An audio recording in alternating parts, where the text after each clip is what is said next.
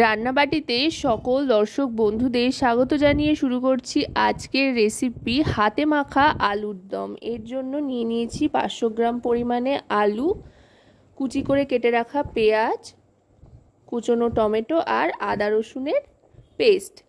এর জন্য প্রথমেই একটা মিক্সিং বোলের মধ্যে আলুর টুকরোগুলো নিয়ে নিচ্ছি।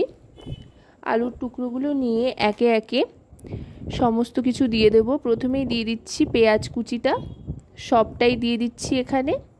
তারপর দিয়ে দিচ্ছি টমেটোর টুকরোটা।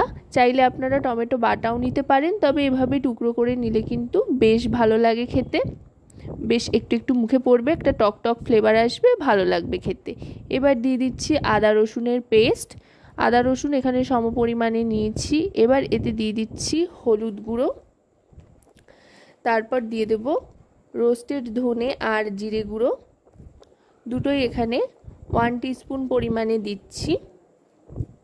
তারপর দিয়ে দেব পরিমাণ মতো নুন, লঙ্কার গুঁড়ো আর শাহি গরম মশলার গুঁড়ো। অবশ্যই কিন্তু শাহি গরম মশলার গুঁড়োটা এতে ব্যবহার করবেন, তাতে করে দারুণ সুন্দর একটা ফ্লেভার আসবে। আর এভাবে আলুর দম বানালে কিন্তু যেমন টেস্টি হয় তেমনই কিন্তু অনেক কম সময়ে তৈরিও হয়ে যায়। একেবারে কম সময় চটপট তৈরি করার জন্য কিন্তু এই রেসিপির কোনো তুলনাই হয় না।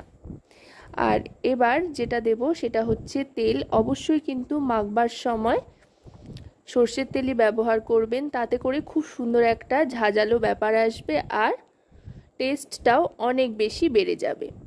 বেশ দরাজ হাতেই সর্ষের তেলটা দিয়ে দিচ্ছি। এবার সবটা খুব ভালো করে মেখে নিতে হবে। মেখে নিয়ে চাইলে আপনারা একটু রেখে দিতে পারেন, আবার সঙ্গে সঙ্গেও কিন্তু রান্নাটা শুরু করে দিতে পারেন হাতে যদি সময় কম থাকে।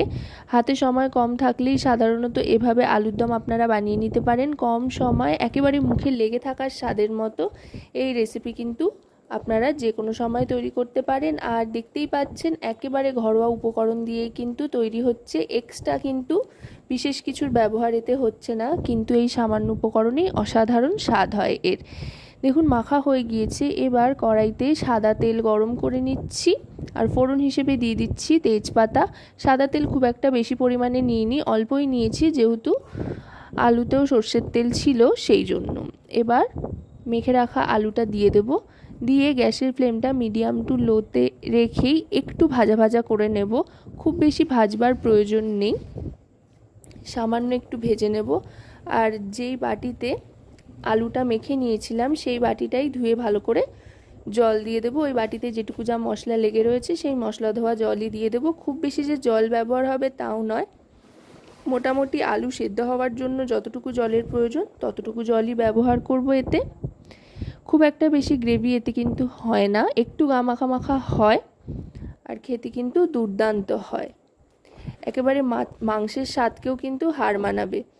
শুধু মাংসটাই নেই, তা বাদে কিন্তু অসাধারণ একটা ফ্লেভার এখন থেকেই আসতে আরম্ভ করেছে। এবার গ্যাসের ফ্লেমটা লোতে দিয়ে সমস্তটা একধার করে নিয়ে ঢাকনা চাপা দিয়ে দেব সেদ্ধর জন্য। মোটামুটি 15 থেকে 20 মিনিট মতো ঢাকনা চাপা দিয়ে অপেক্ষা করতে হবে। মাঝখানে একবার তুলে একটু দেখে নিতে পারেন যে কত দূর কি সেদ্ধ হয়েছে। মিনিট 15 বাদে ঢাকনা সরিয়ে নিয়ে ভালো করে মিশিয়ে নিচ্ছি। এতে কিন্তু আর তেমন কিছু মেশানোর নেই, শুধু ভালো করে কষিয়ে নিতে হবে।